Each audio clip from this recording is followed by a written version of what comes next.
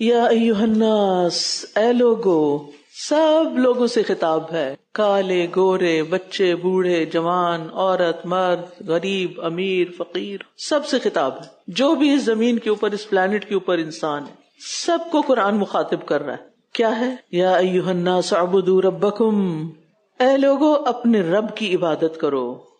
کون ہے رب؟ الذی خلقکم، وہ جس نے تمہیں پیدا کیا، تم اس کی وجہ سے زمین پر ہو.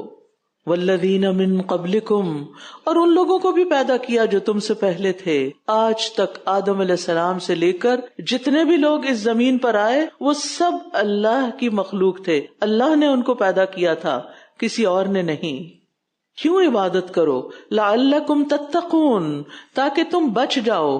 کس چیز سے بچ جاؤ؟ دنیا میں نقصان اٹھانے سے، بے سکون ہونے سے، پریشان ہونے سے، دکھ اٹھانے سے، اور آخرت میں برے انجام سے. یہ پہلا حکم ہے جو قرآن نے دیا ہے، اور صرف ہمیں نہیں دیا، سارے انسانوں کو دیا ہے. کس چیز کا حکم دیا ہے؟ عبادت کا حکم. عبادت کا کیا مطلب ہے؟ عبادت کہتے ہیں اللہ کی اطاعت کو، اللہ سبحانہ وتعالی کے مرضی کے مطابق زندگی گزارنے کو، اس کی بندگی کرنے کو، اس کا بندہ بن کے رہنے کو. حدیث قدسی ہے، اللہ عز و جل فرماتے ہیں، اے ابن آدم، تم اپنے آپ کو میری عبادت کے لیے فارغ کر لو، میں تمہارے دل کو بے نیازی سے بھر دوں گا، تمہارا فقر دور کر دوں گا. لیکن اگر تم ایسا نہیں کرو گے، اللہ کی عبادت نہیں کرو گے، تو میں تمہارے دل کو مشغول کر دوں گا، بے چین کر دوں گا. مختلف چیزوں کے ساتھ وہ مشغول رہے گا، کبھی اس کی فکر، کبھی اس کی فکر، کبھی یہ کام، کبھی وہ کام، وہ پریشانی، وہ دکھ، وہ مصیبت، کبھی ماضی کا غم، کبھی مستقبل کا خوف. اور اس کے باوجود تمہارا فقر دور نہیں کروں گا، تمہاری ضرورتیں تمہیں پوری ہوتی نظر نہیں آئیں گی. الذی جعل لکم الارض فراشا، تمہارا رب وہ ہے. اب دلیل دی کہ رب کون ہے؟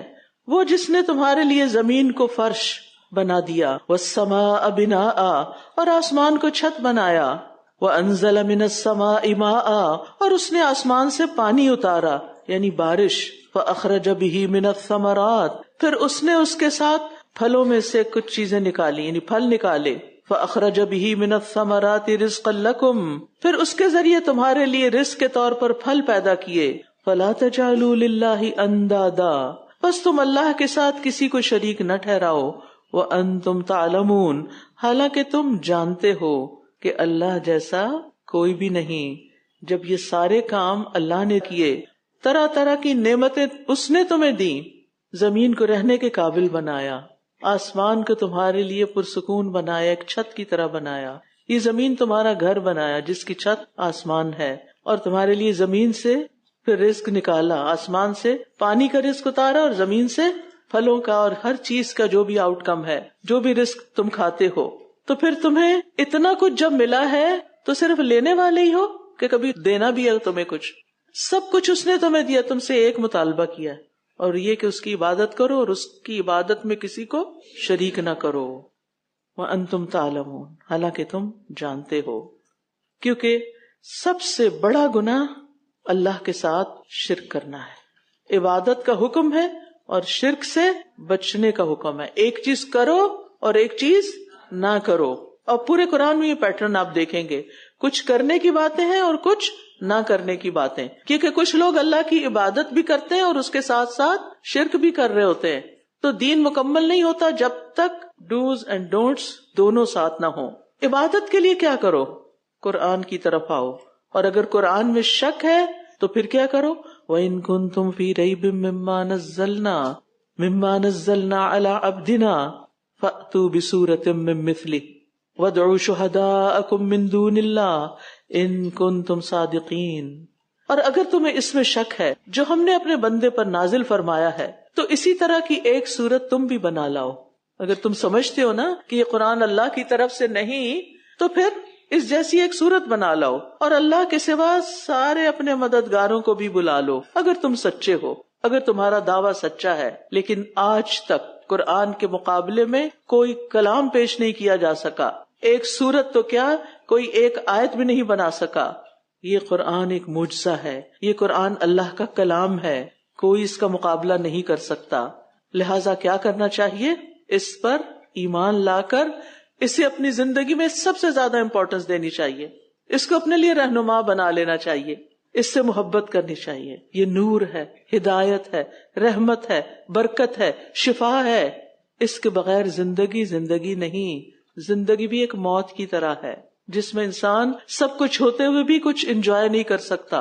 اور جب قرآن کا نور سینے میں اترتا ہے تو کچھ بھی نہ ہو تو پھر بھی انسان خوش رہتا ہے. فَإِن لَّمْ تَفْعَلُوا وَلَن تَفْعَلُوا فَاتَّقُوا النَّارَ الَّتِي وَقُودُهَا النَّاسُ وَالْحِجَارَةُ. پھر اگر تم ایسا نہ کر سکو اور تم ہرگز ایسا کر بھی نہ سکو گے تو اس آگ سے ڈرو جس کا ایندھن انسان اور پتھر ہیں، جو کافروں کے لیے تیار کی گئی ہے. جہنم کی آگ کس کے لیے ہے؟ ان کافروں کے لیے جو قرآن پر ایمان نہ لائیں اور اس میں شک کریں اور اس سے فائدہ نہ اٹھائیں، یعنی شک کی بنا پر. تو یہاں پر پھر دھمکی بھی دے دی گئی، یا تو قرآن جیسی کوئی صورت بنا کے دکھاؤ یا پھر مان جاؤ، اور اگر تم نہ کوئی صورت لا سکتے ہو نہ ایمان لا سکتے ہو تو پھر انجام بڑا برا ہے. پھر انجام آگ ہے، اور آگ بھی کیسی کہ جس میں انسان خود جلیں گے، آگ بھڑکائیں گے، اور اس کے ساتھ ساتھ پتھروں کی آگ جو انتہائی شدید قسم کی آگ ہوتی ہے. انسان دکھ درد کا احساس رکھتے ہیں. انسانوں کی کھالیں، گوشت اور ہڈیاں باقی جمادات کی نسبت جلدی اور تیزی سے جلتی ہیں. تو یہاں جہنم سے ڈرانا مقصود ہے.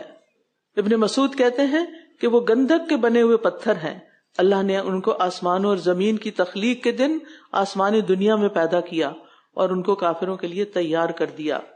تو ہم سب کی سب سے بڑی فکر کیا ہونی چاہیے کہ ہم اس آگ سے بچ جائیں، کیونکہ اصل میں کامیاب وہی ہے جو اس آگ سے بچ جائے. اور اسی لیے حدیث میں آتا ہے آگ سے بچو خواہ کھجور کے ایک ٹکڑے کے ذریعے، اتنے صدقے کے ذریعے. اور اگر تم یہ بھی نہ پاؤ، اتنے فقیر ہو کہ ایک کھجور بھی نہیں تمہارے پاس صدقہ کرنے کے لیے، تو اچھی بات کر کے آگ سے بچو.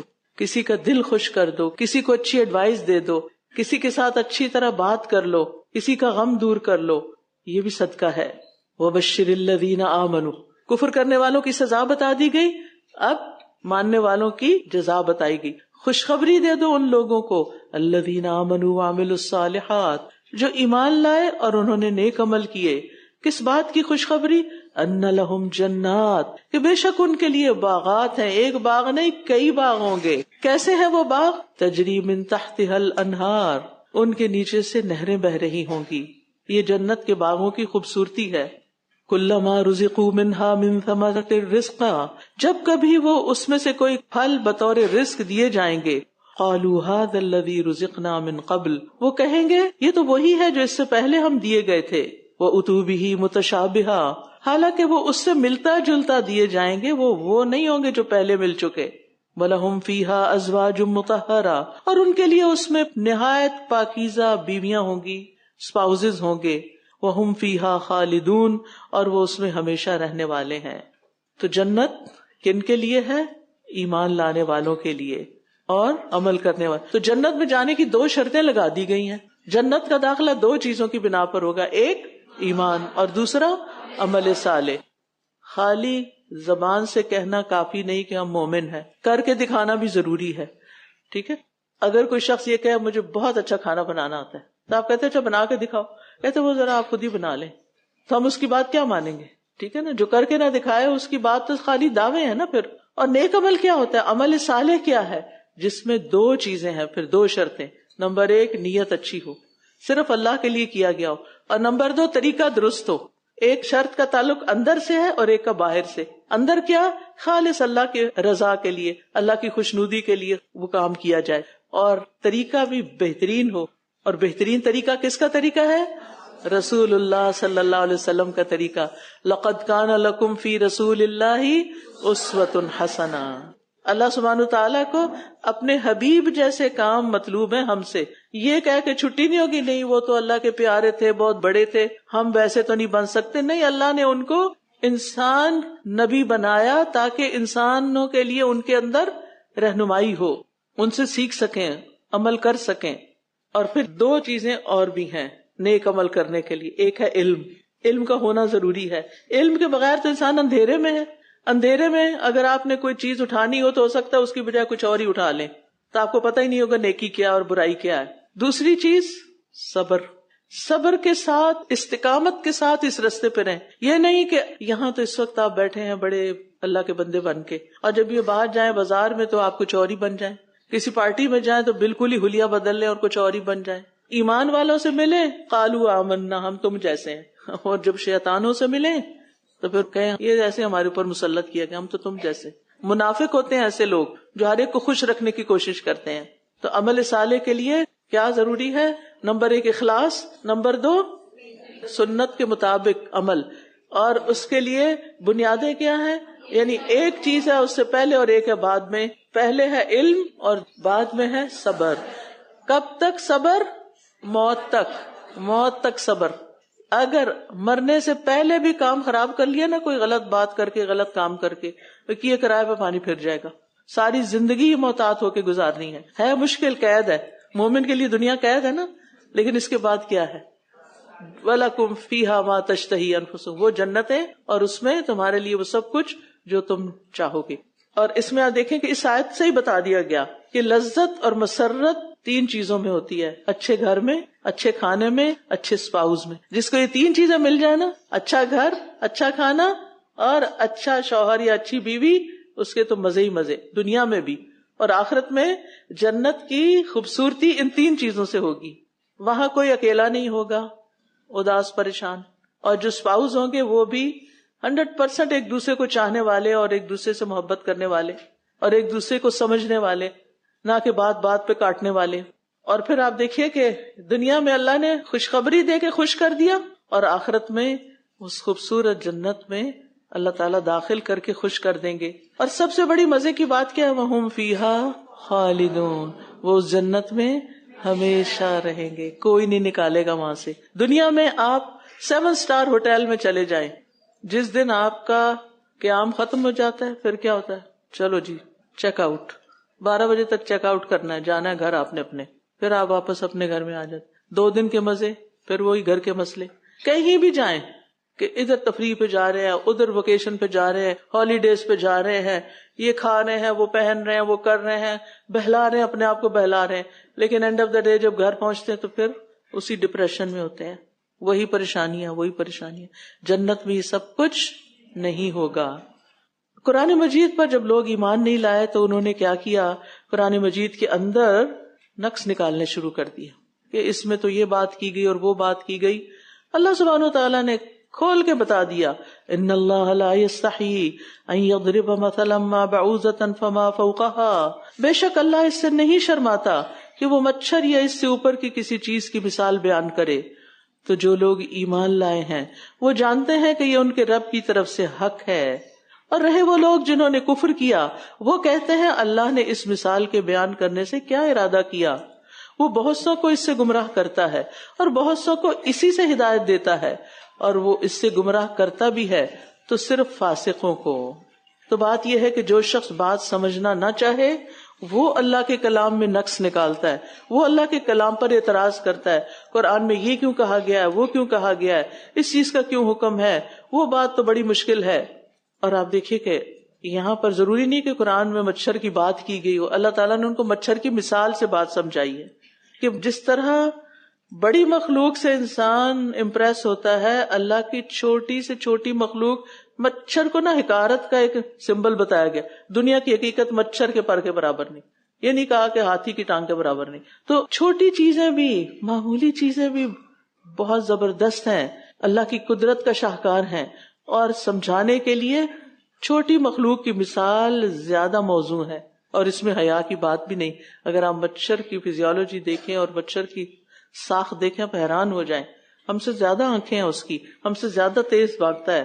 تو بہرحال اللہ سبحانہ وتعالیٰ ان مثالوں کے ذریعے ہدایت بھی دیتے ہیں، اور انہی کے ذریعے کچھ لوگ بھٹک بھی جاتے ہیں. لیکن ہدایت پاتے ہیں ہدایت چاہنے والے، اور بھٹکتے ہیں کون؟ فاسق، جو ہدایت نہیں چاہتے. اس سے یہ پتہ چلتا ہے کہ فاسق ہدایت نہیں چاہتا، وہ کہتا ہے میں دنیا کی لذتوں میں ہی رہنا چاہتا ہوں، مجھے مت سناؤ قرآن. اچھا، کچھ اور نشانیاں ان کی بتا دی گئیں کہ نافرمان فاسق کس کو کہتے ہیں. الذین ینقضون عہد اللہ من بعد میثاقہ ویقطعون ما امر اللہ بہ ان یوصل ویفسدون فی الارض اولئک هم الخاسرون. وہ لوگ جو اللہ کے عہد کو اسے پختہ کرنے کے بعد توڑ دیتے ہیں اور اللہ نے جس چیز کو جوڑنے کا حکم دیا ہے اس کو کاٹ ڈالتے ہیں اور وہ زمین میں فساد کرتے ہیں، یہی لوگ دراصل خسارہ پانے والے ہیں، نقصان اٹھانے والے ہیں۔ یہ کون سا عہد توڑتے ہیں؟ عہد الست، جو اللہ نے تمام انسانوں سے لیا، یعنی فطری عہد جو اللہ نے انسانوں کے اندر رکھا تھا کہ وہ صرف اللہ کی بندگی کریں گے، تو وہ اللہ کے بندے بننے کی بجائے اپنی خواہشات کے بندے بن جاتے ہیں، وہ دوسرے انسانوں کے بندے بن جاتے ہیں، ان کی مرضی کے مطابق زندگی گزارنے لگتے ہیں۔ یہ تو ہے ان کا اللہ کے ساتھ معاملہ۔ اور بندوں کے ساتھ کیا معاملہ ہے؟ حقوق العباد ادا کرنے کی بجائے ان سے تعلقات کاٹ کے رکھتے ہیں، کسی سے ملتے جلتے نہیں، اینٹی سوشل۔ اور آپ دیکھیں یہ ٹرینڈ کتنا بڑھتا چلا جا رہا ہے، نہ ماں کی خبر، نہ بہن بھائیوں کی خبر، نہ بچوں کی خبر، نہ رشتہ داروں کی خبر، فرسٹ کزنز تک کے نام نہیں آتے اب لوگوں کو، اور اس میں بڑا پراؤڈ کول فیل کرتے ہیں کہ ہم ان کو نہیں جانتے، اگر غریب ہوں تو بالکل ہی نہیں جانتے۔ یقطعون ما امر اللہ بہ ان یوصل، اللہ نے رشتوں کو جوڑنے کا حکم دیا ہے، صلہ رحمی کا حکم دیا ہے، اور وہ اس کو کاٹ دیتے ہیں، چھوٹی چھوٹی باتوں پہ ناراض ہو جاتے ہیں، موڈ آف کر لیتے ہیں۔ کچھ لوگوں کو میں نے دیکھا وہ اپنے ماں باپ سے نہیں بولتے، استغفر اللہ، اس سے بڑا کوئی جرم دنیا میں ہو سکتا ہے؟ یعنی ان سے قطع تعلق ہی کی ہوئی ہے، آپ میرے کچھ نہیں لگتے۔ اور آپ دیکھیں کہ یہ ٹرینڈ کچھ جگہوں پہ بہت بڑھتا جا رہا ہے کہ بچے جب 18 ایئرس کے ہوتے ہیں، حتیٰ کہ لڑکیاں بھی گھر چھوڑ کے چلی جاتی، گم جاتی ہیں کہیں۔ یہ میری فرسٹ ہینڈ انفارمیشن ہے، ایسی مائیں میرے پاس روتی ہوئی آئی ہیں کہ ہمیں نہیں پتا ہماری بچی نکل کے کہاں گئی ہے، اس نے اپنا فون نمبر بھی بلاک کر دیا، وہ جا کے کسی ہندو کے ساتھ رہ رہی ہے، کسی مسلمان کے ساتھ رہ رہی، کس کے ساتھ رہ رہی کوئی پتہ نہیں، بس اپنی خواہشات کے مطابق رہنا چاہتے ہیں، کوئی پابندی برداشت نہیں کرنا چاہتے۔ ٹھیک ہے، کریں جو چاہیں، لیکن پھر اینڈ آف دا ڈے کیا ہوگا؟ پھر تو پکڑے جائیں گے نا۔ جب موت کا فرشتہ آئے گا تو وہ ماں باپ سے پوچھ کے نہیں آئے، وہ تو وہیں پہنچ جائے گا، اس سے نہیں گم سکتے آپ، وہ تو وہیں پہنچ جائے گا اور وہاں پکڑ کے جان نکال کے لے جائے گا، پھر آپ کس کے حوالے ہوں گے؟ کہاں بھاگو گے انسان اللہ کو ناراض کر کے، بندوں کے حق مار کے؟ اور اسی طرح کچھ لوگ بہن بھائیوں کی وراثت کے حصے مار کے ان سے تعلق ختم کر دیتے ہیں کہ نہ ملیں گے نہ یہ ہمیں پوچھیں گے۔ ظلم کے ساتھ کسی کا حق مار کے کہاں جاؤ گے؟ قبر تو تمہارا انتظار کر رہی ہے، ایک دن آؤ گے قید ہو جاؤ گے اس میں، پھر کیا کرو گے؟ تو ایسے لوگ پھر نہ قرآن پڑھتے ہیں نہ قرآن کی طرف آنا چاہتے ہیں، کیونکہ ان کو پتا ہے کہ قرآن تو ان کو سیدھا کرے گا، اور وہ سیدھا ہونا نہیں چاہتے، وہ اپنی مرضی کی زندگی گزارنا چاہتے ہیں۔ اچھا کر لے 4 دن کے مزے، پھر تو اندھیری رات ہے، پھر تو کوئی پوچھنے نہیں آئے گا۔ وہ یفسدون فی الارض، اور ایک اور بڑی مصیبت کہ زمین میں فساد پھیلاتے ہیں، یعنی لوگوں کے درمیان تعلقات خراب کرتے ہیں، لوگوں کے لیے بری مثال بنتے ہیں۔ اولئک هم الخاسرون، اللہ نے فیصلہ کر دیا کہ ایسے لوگ خسارہ پانے والے ہیں، ایسے لوگ خسارہ نقصان اٹھانے والے، دے آر لوزرز۔ اللہ تعالی ہم سب کو ان دونوں گناہوں سے بچائے۔ کیف تکفرون باللہ، تم اللہ کا انکار کیسے کر سکتے ہو؟ آج کل یہ بھی بڑی ہوا پھیلی ہوئی ہے، ڈز گاڈ ایگزسٹ، اللہ ہے، اس پہ بحثیں ہو رہی ہیں۔ یہ بھی کوئی بحث کرنے کی بات ہے؟ یہ سوچنے کی بھی بات ہے؟ تم آئے کیسے ہو زمین پر؟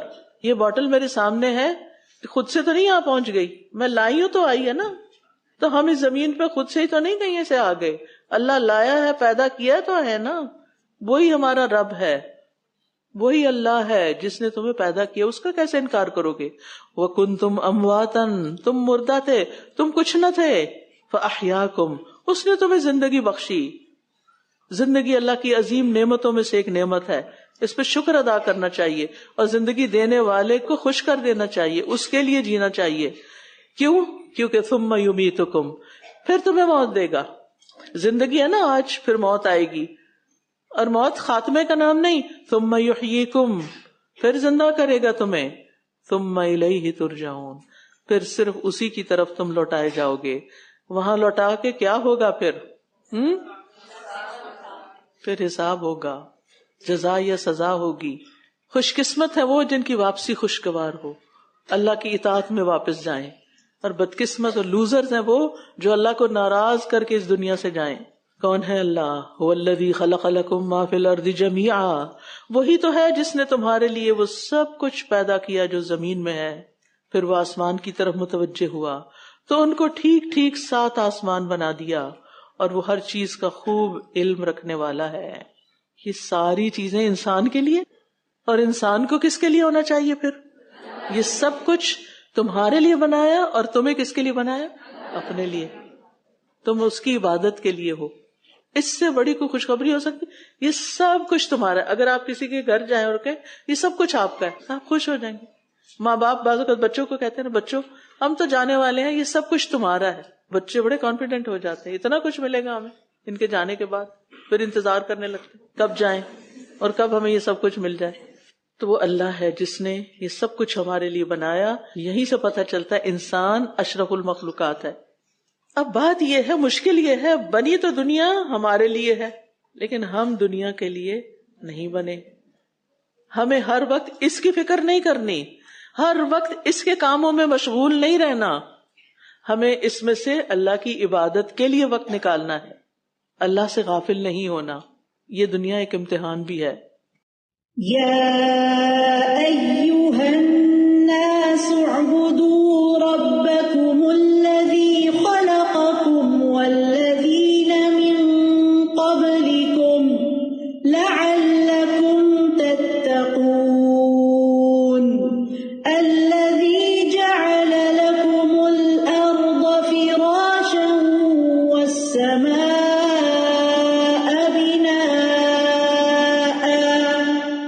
وأنزل من السماء ماء فأخرج به من الثمرات رزقا لكم فلا تجعلوا لله أندادا وأنتم تعلمون وإن كنتم في ريب مما نزلنا على عبدنا فأتوا بسورة من مثله وادعوا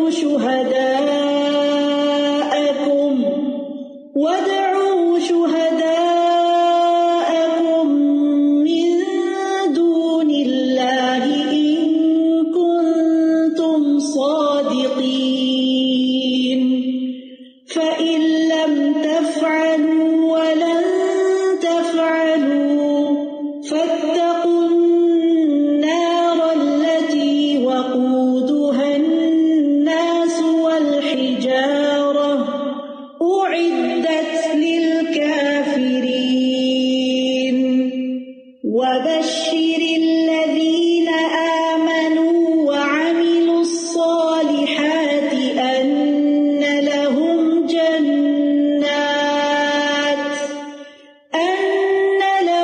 جنات تجري من تحتها الأنهار كلما رزقوا منها من ثمرة رزقا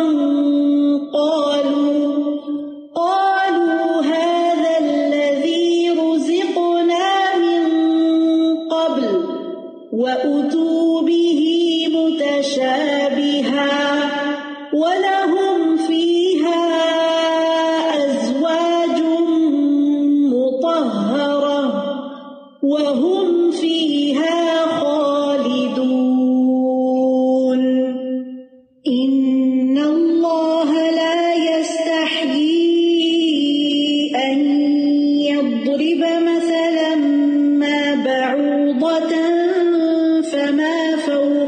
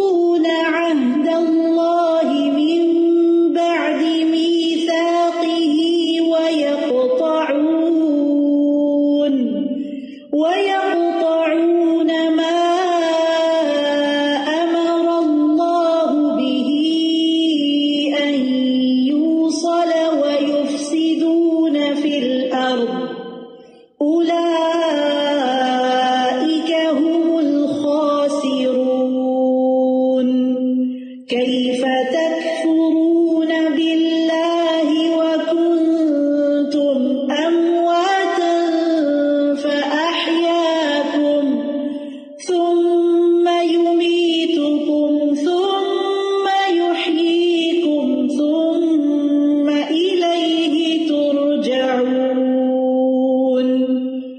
هو الذي خلق لكم ما في الأرض جميعا ثم استوى إلى السماء فسواهن سبع سماوات وهو بكل شيء عليم. اب آ جاتا ہے انسان کی تخلیق کا قصہ. اللہ کو نہیں مانتے؟ اللہ نے آدم کو پیدا کیا تھا اور دیکھو کیسے پیدا ہوئے ہو تم، کہاں سے تمہارا آغاز ہوا. وَإِذْ قَالَ رَبُّكَ لِلْمَلَائِكَةِ إِنِّي جَاعِلٌ فِي الْأَرْضِ خَلِيفَةً، اور جب آپ کے رب نے فرشتوں سے فرمایا کہ میں زمین میں خلیفہ بنانے والا ہوں، انہوں نے کہا کیا آپ اس میں ایسے کو خلیفہ بنائیں گے جو اس میں فساد کرے گا اور خون بہائے گا؟ اور ہم آپ کی حمد کے ساتھ تسبیح کرتے ہیں اور آپ کی پاکیزگی بیان کرتے ہیں. فرمایا بے شک میں جانتا ہوں جو تم نہیں جانتے. سوال یہ پیدا ہوتا ہے کہ اللہ سبحانہ تعالیٰ نے فرشتوں کے سوال پر انہیں سرزنش کیوں نہیں کی، ڈانٹا کیوں نہیں؟ یہ تم کیوں پوچھ رہے ہو مجھ سے؟ اللہ تعالیٰ نے ان کے سامنے رکھا، اپنا منصوبہ بتایا، آئندہ یہ ہونے والا ہے. ان کو تیار کیا جا رہا تھا کہ تمہیں انسان کی خدمت کرنی ہے، کیونکہ فرشتے کس کام میں لگے ہوئے ہیں؟ انسانوں کی خدمت میں لگے ہوئے ہیں. کوئی وحی لا رہا ہے اور کوئی بارش برسا رہا ہے اور کوئی بادلوں کو چلا رہا ہے اور کوئی روح ڈال رہا ہے اور کوئی نکال رہا ہے. یہ سب فرشتے کیا کر رہے ہیں؟ اللہ کی حمد و تسبیح کے بعد ہماری خدمت میں لگے ہوئے ہیں. تو اللہ سبحانہ تعالیٰ نے ان کو بتایا، انہوں نے سوال کر دیا. تو اس سے پتہ چلتا ہے کہ سوال تو کیا جا سکتا ہے. اللہ تعالیٰ اس پہ ناراض نہیں ہوئے ان سے، اور ان کا سوال اعتراض بھی نہیں تھا. وہ انسانوں سے حسد نہیں کرتے، ان کے اندر کوئی برائی نہیں، وہ تو صرف حقیقت جاننے کے لیے پوچھ رہے تھے.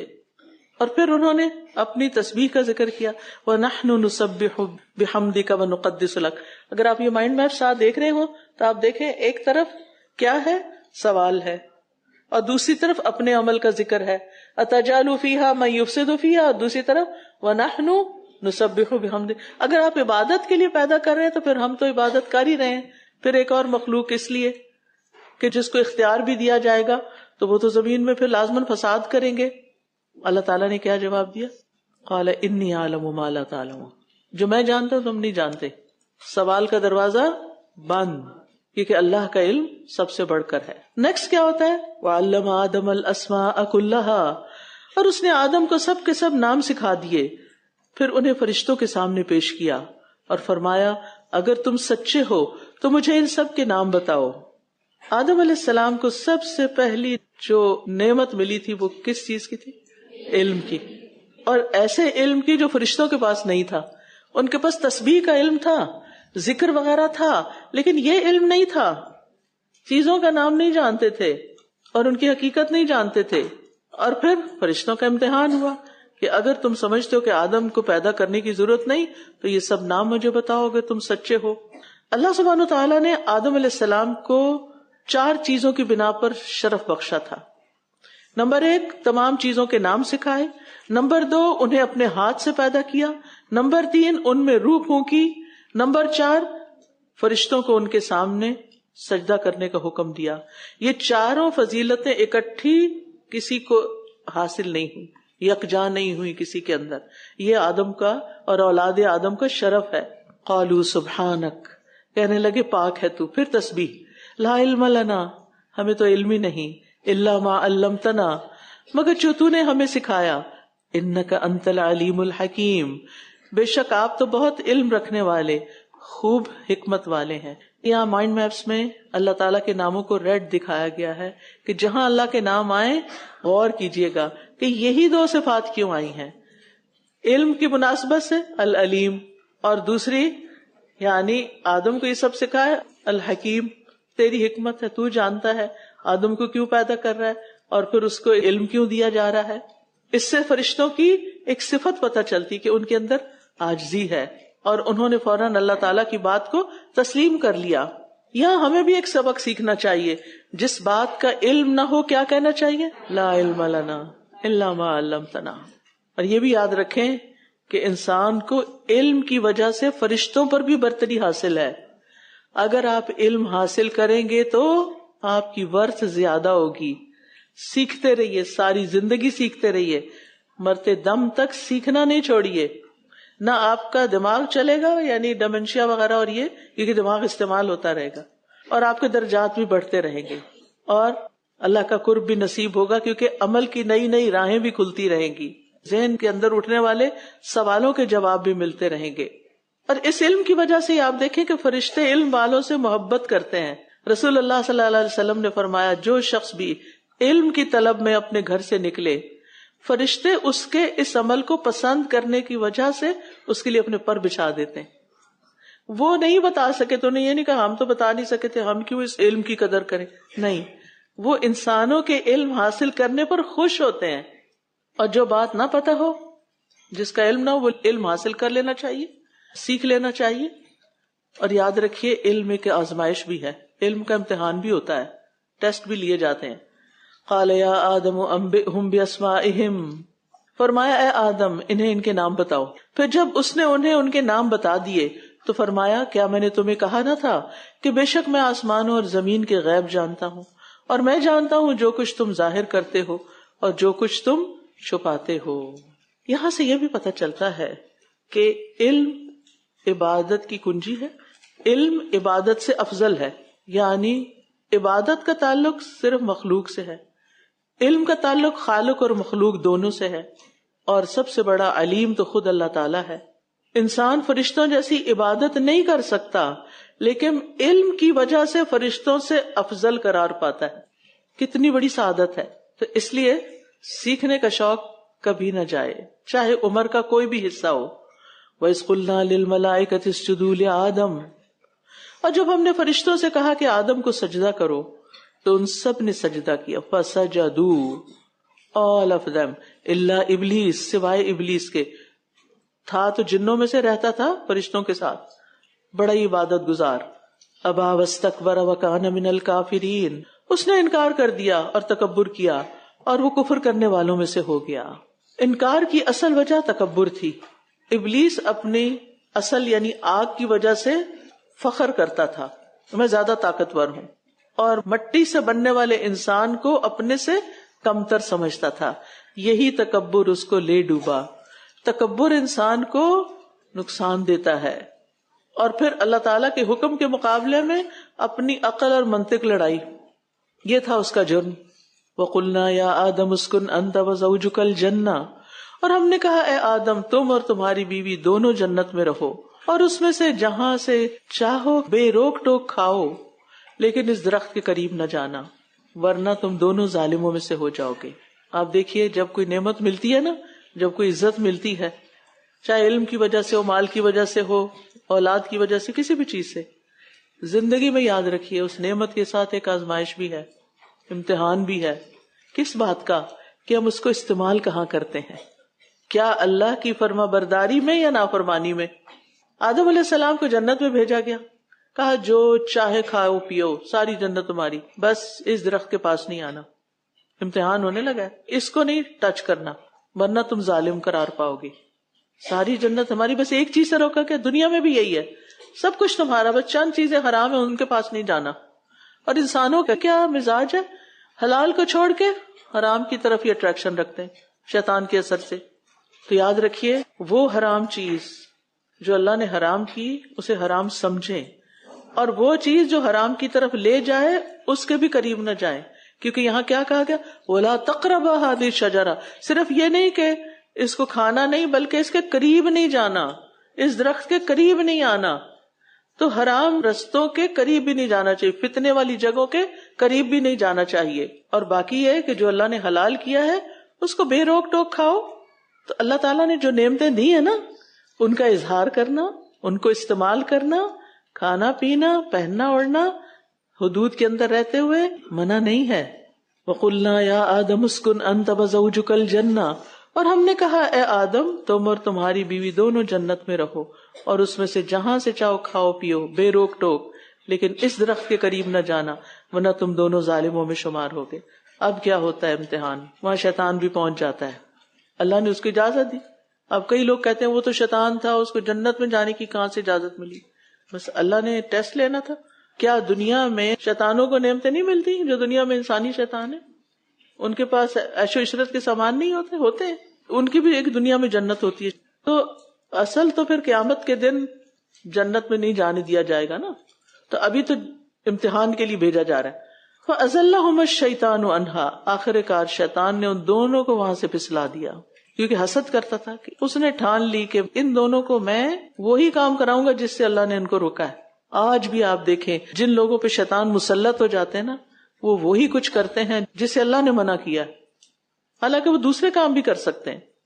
آخر کا شیطان نے ان دونوں کو وہاں سے پھسلا دیا اور انہیں اس سے نکلوا دیا جہاں وہ تھے، اور ہم نے کہا اتر جاؤ، یعنی دنیا میں جاؤ، اب تم ایک دوسرے کے دشمن ہو اور تمہارے لیے ایک مدت تک زمین میں ٹھہرنا اور فائدہ اٹھانا ہے۔ اس سے پتہ چلتا ہے کہ انسان دنیا میں ایک سرٹن پیریڈ آف ٹائم کے لیے، ہمیشہ کے لیے نہیں ہے، لہذا اس زمین پر رہتے ہوئے اپنے دشمن سے ہوشیار رہیں، وہ ہمیں دھوکے میں نہ ڈالے جس طرح اس نے آدم اور حوا کو، ہمارے ماں باپ کو دھوکے میں ڈالا تھا۔ اب ان سے جنت کے لباس اتروا دیے گئے۔ آدم علیہ السلام کو تو بہت پریشانی لگی، لہذا انہوں نے کیا کیا، وَتَلَقَّى آدَمُ مِن رَبِّهِ كَلِمَاتٍ، پھر آدم نے اپنے رب سے توبہ کے چند کلمات سیکھ لیے، فَتَابَ عَلَيْهِ، تو اس نے اس پر مہربانی کی، یعنی اللہ نے توبہ قبول کر لی، إِنَّهُ هُوَ التَّوَّابُ الرَّحِيمُ، بے شک وہ بہت توبہ قبول کرنے والا، نہایت رحم کرنے والا ہے۔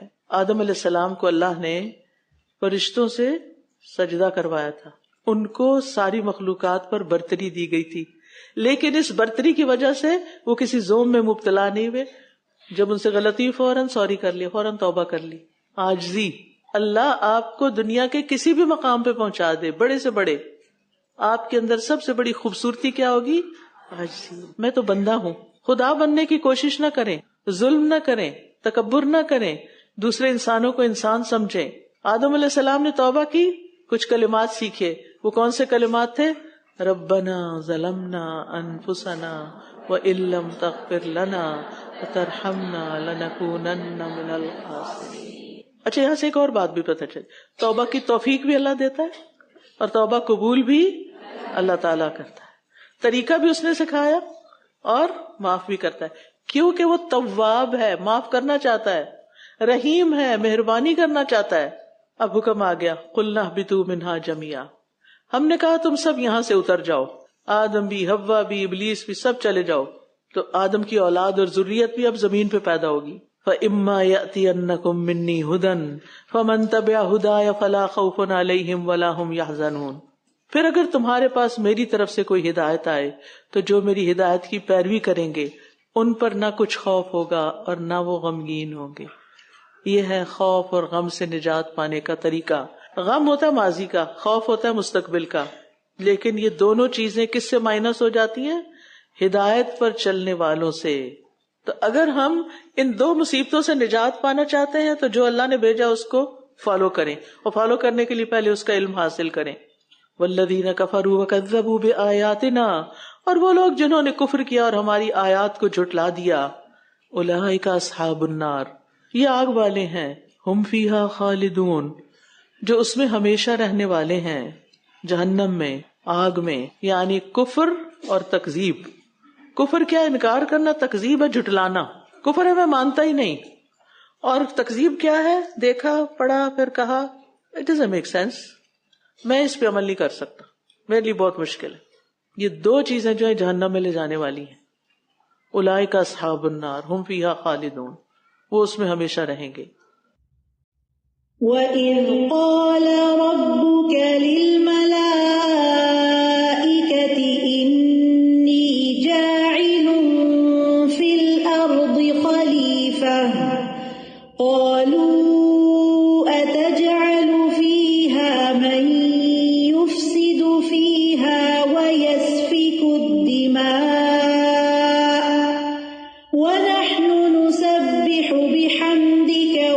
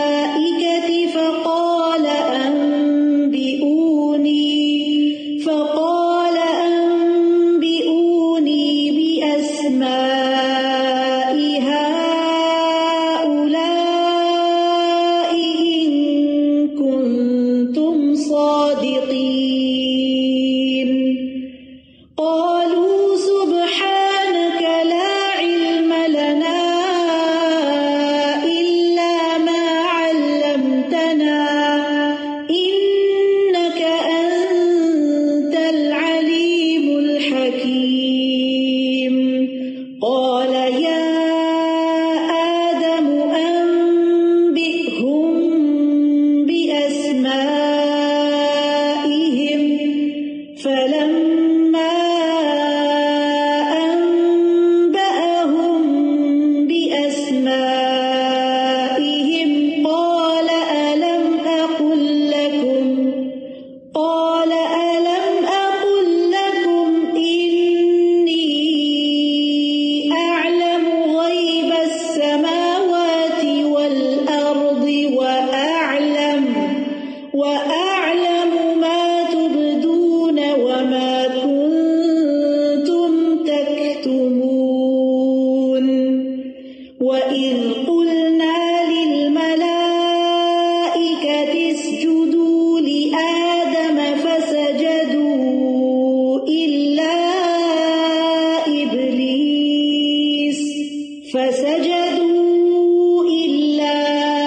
إبليس أبى واستكبر وكان من الكافرين وقلنا يا آدم اسكن أنت وزوجك الجنة وكلا منها رغدا حيث شئتما ولا تقربا هذه الشجرة فتكونا من الظالمين فأزلهما الشيطان عنها فأخرجهما مما كانا فيه وقلنا اهبطوا بعضكم لبعض عدو ولكم في الأرض مستقر ومتاع إلى حين فتلقوا